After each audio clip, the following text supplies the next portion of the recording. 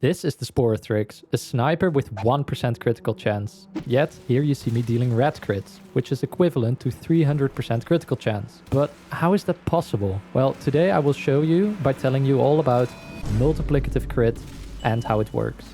Multiplicative crit is something that only occurs in a handful of cases, based on specific mods, arcanes, and Warframe abilities. In this example you can see how my Laetum goes from mostly yellow and orange crits all the way to tier 4 red crits and above. This is because Frost's augment, Biting Frost, which normally increases your crit chance and crit damage in line with weapon mods, applies multiplicatively on the Laetum's Incarnon form. Besides Biting Frost, there are also other sources of multiplicative crit. These include the Grave Spirit ability from Dagath and the Cascadia Accuracy arcane. However, multiplicative crit is only possible on a limited number of weapons as listed on the Warframe wiki. What does seem to be the case but is unconfirmed is that all weapons tested for multiplicative Biting Frost also work for Dagath and the Cascadia Accuracy arcane. This also means that for some weapons, multiplicative effects of both Biting Frost and Cascadia Accuracy will stack to create some insane critical chance values. To explain exactly what is happening and how multiplicative crit works, I need you to subscribe to the channel. I know that 95% of the people watching my videos are not subscribed, so please do me a favor and hit that subscribe button for more informational videos like these, and while you're there, score a critical hit on the like button as well. Now let's get back to it.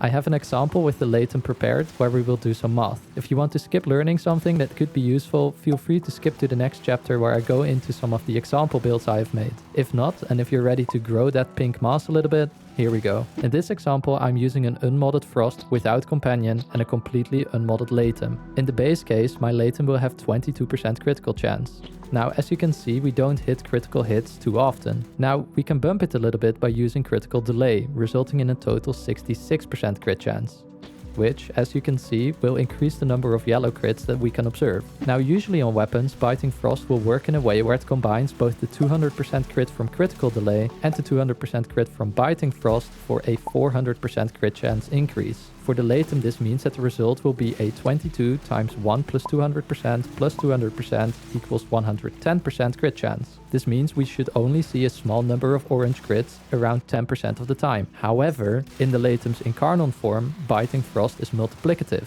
Biting Frost will be applied as a separate final multiplier, resulting in not 110% critical chance, but in 198% critical chance, which is exactly what we see, as frozen targets will see almost exclusively orange crits. For flat additive sources of crit, like Arcane Avenger, I will ask you how you think it works. Will it use Biting Frost first, with the Avenger crit bonus being added after, which looks like this? 22 times 1 plus 200% plus 45% from Arcane Avenger equals a total of 111%? Or will it be applied before Biting Frost, where the flat bonus will be multiplied, looking like this? 22 plus 45% from Arcane Avenger times 1 plus 200% equals 201% total crit chance. If it is case 1, we will be seeing only a few orange crits, but if it is case 2, we will be seeing only orange crits with a 1% chance of a red crit. And, as we can see, it's actually case 2, as when Arcane Avenger is procced and we are hitting frozen enemies, we are hitting only orange crits with a red crit here and there. This means that the flat additive bonuses are 3 times more effective when paired with Biting Frost, which is 135% versus the normal 45%. If we now add critical delay back on, we can expect a 333% crit chance with the following formula, meaning we will get confirmed red crits, with some crits being tier 1 red crits. And as we can see, this is exactly what happens. As I mentioned, Cascadia Accuracy is bugged in the same way, but this will only apply on weak point hits, like headshots. In this case, the combining of both Biting Frost and Cascadia Accuracy will be additive to each other, resulting in a 6 times crit chance multiplier. In cases without Biting Frost, it will function exactly the same, taking the place in the crit chance formula of Biting Frost. If we would stack every source of crit chance in the game, excluding Rivens, we are able to push the Laetum to have a maximum 2206.08% crit chance. This will result in tier 19 crits on headshots, dealing 197 times more damage than base. Now, having covered the critical chance, let's look at the critical damage, which is now a bit easier to explain. Biting Frost is also multiplicative on critical damage. It functions as another final multiplier after the flat additives, like Tenacious Bond, increasing the effectiveness of this mod by 3 times, just like the flat additions such as Arcane Avenger for crit chance. For the Laetum, using Prime Target Cracker in combination with Tenacious Bond and Biting Frost, we will get a 17.46 times multiplier on crit damage. I also mentioned the Grave Spirit ability from Dagath, which functions exactly the same. On doomed enemies, crit damage is multiplied as a final multiplier based on the Doom critical damage stat shown in the menus. This scales with ability strength, but only applies to critical damage multipliers and not critical chance, making it weaker than Biting Frost for critical chance, but potentially stronger for critical damage increases. Finally, I want to discuss how the use of Harrow for secondaries affected by multiplicative crit from Cascadia Accuracy can be absolutely crazy. Harrow is able to provide base crit buffs, which are now, as we know, 3 times more effective, meaning that his 200% additive crit chance bonus to headshots now also becomes 3 times more effective, creating some crazy crit tier potential for a select few secondaries. With that, I have fully covered the intricacies of multiplicative crit as far as we are aware of them, and now that you know exactly how multiplicative crit works, let's look at some of the examples of weapons that have this trait and how to make optimal builds for them. The first build uses Breach Surge, as Breach Surge is an ability that counts as weapon damage. Combining this with Biting Frost enables you to get red crits with Breach Surge on frozen enemies, which allows for some crazy damage. This was also covered in a Knightmareframe video about half a year ago, which I suggest you check out. I'd advise running any high damage weapon with this setup to push particle damage to the max. I specifically liked running the Strun Prime Incarnon with this build, as it's another weapon that's affected by multiplicative Biting Frost. However, do note that this only works on the Incarnon form of the weapon. Now, for all multiplicative crit builds, you want to try and use sources of additive crit chance and crit damage, because as you now know, these are 3 times more effective. Sources of this include Arcane Avenger and Cat's Eye from the Adarza Kavat for crit chance and Tenacious Bond for critical damage.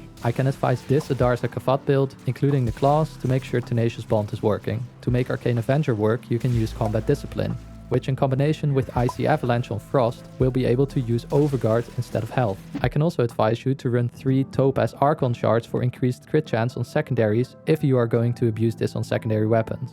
I will now feature 4 weapons which I have tried out for some crazy builds, but I would highly advise checking out the wiki page for the other weapons and see if you can craft something together yourself too. The first, and in my opinion best weapon for multiplicative crit on Frost, is the Laetum. On top of being affected by multiplicative crit, the Laetum also possesses multiplicative condition overload, making it incredibly destructive. I would advise the Rapid Wrath, Lethal Rearmament, Carpet Mortum and Overwhelming Attrition Incarnon perks. For the build, I use this, focusing on both crit chance and crit damage. I also use secondary outbursts to massively increase both of these stats. On the build, I do not have any base damage, as I get this from the Overwhelming Attrition Incarnon perk, which is still able to trigger when used in combination with Xata's Whisper or blast damage, or even better, both. To create blast damage, you can mod for heat on the Laetum and use Freeze Force on Frost, giving you cold damage on weapons, scaling with ability strength. The final Frost build will look like this, where I use 3 augments, some range and high efficiency for spam casting. I use Molt Augmented to increase the ability strength, and I also use the Combat Discipline Avenger combo. The reason I use Xata is because it adds another source of damage, scaling with multiplicative Biting Frost and condition overload. Combined with Blast, this is able to exponentially scale damage, which I have covered in an older video, which you can check out. To make sure secondary outburst works nicely, I use this ceramic dagger setup, which is built for a high amount of initial combo, range and attack speed to get 12 times combo for 240% outburst buffs. The other weapon I used in this build is the Sporothrix, which I mentioned in the introduction. This is one of the weapons that will get an infested Lich version very soon. With this build, I used the mod Target Acquired, Primary Deadhead and the Sporothrix's innate buff to headshot damage for a total of 140% extra damage to headshots, which double dips on Xata's void damage. I also used Volatile Variant for AoE potential and Sharpshooter for easy energy regen, allowing you to drop efficiency for more ability strength if desired. This Sporothrix build can also be paired with Freeze Force on Frost to create blast damage, creating AoE blast procs into the hundreds of millions. Besides this, I also used the Epitaph, which is able to reach unholy amounts of damage since it has a crazy 50% base crit chance, which is affected by multiplicative crit. I used this build where I made a hybrid between a primer and pure damage, as the Epitaph also has multiplicative condition overload. However, when pushing it, I have been able to hit into the billions of damage, which was actually quite hard to test because targets in the Simulacrum are way too squishy. Finally, I used the Zymos, which is an infested gun that spawns flies on headshots that seek out enemies. These flies are affected by both multiplicative condition overload and multiplicative crit. And on top of this, The weapon is currently bugged itself since it applies all crit mods twice. This easily allowed me to hit damage cap in missions, as you can see in this small snippet of gameplay. For the Zymos, I used this build. Again, massive crits, including a critical damage ribbon, and for Frost I used this build, which uses Roar for extra damage. However, you can also consider using Eclipse for an even greater effect. This build with the Zymos was heavily inspired by the YouTuber O___, which I suggest you check out, as he has previously made a video covering the Zymos interaction with Harrow. And this then brings me to the end of the video about multiplicative crit. I hope you learned something new. If you did, please leave me a like for the algorithm. And as always, I hope to see you in the next one. Bye. As always, thanks to all channel members for supporting the channel. If you are looking to become a member, please find the join button below the video.